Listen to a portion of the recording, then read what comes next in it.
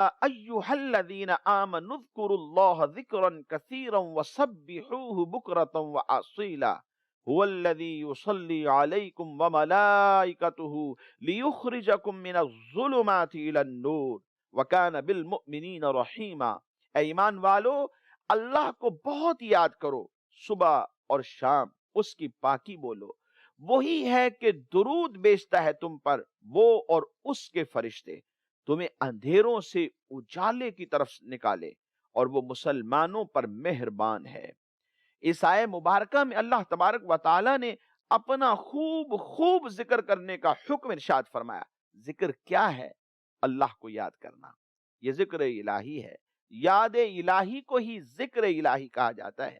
حضرت مجدد الفسانی رحمت اللہ تعالی علیہ فرماتے ہیں، حقیقت الذکر رفع الغفلہ، کہ ذکر کی حقیقت یہ ہے کہ غفلت کا دور ہو جانا، غفلت زائل ہو جائے، اور ایک لمحے کے لیے، ایک ساعت کے لیے بھی اللہ تبارک و تعالیٰ کے ذکر سے بندہ غافل نہ رہے، کیونکہ غفلت یہ تو موت ہے، اور یہ دل کو برباد کر کے رکھ دیتی ہے۔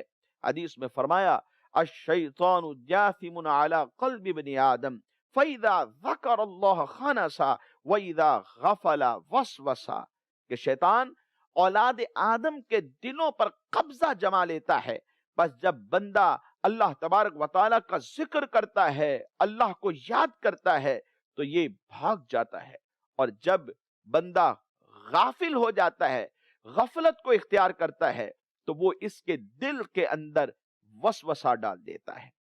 وسوسے کا سبب کیا ہے؟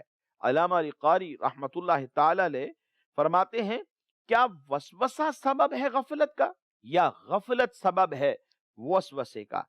پھر اس کے اوپر حدیث کو پیش کرتے ہوئے فرماتے ہیں، وَإِذَا غَفَلَ وَسْوَسَ، غفلت سبب ہے وسوسے کا، تو جب بندہ غافل ہوا تو شیطان اس کے دل کے اوپر قبضہ جما لیتا ہے، اور اس کے دل کے اندر پھر وسوسہ پیدا کرتا ہے، اور یہی وہ وسوسہ ہے کہ جو اسے یاد الہی سے دور کر کے رکھ دیتا ہے۔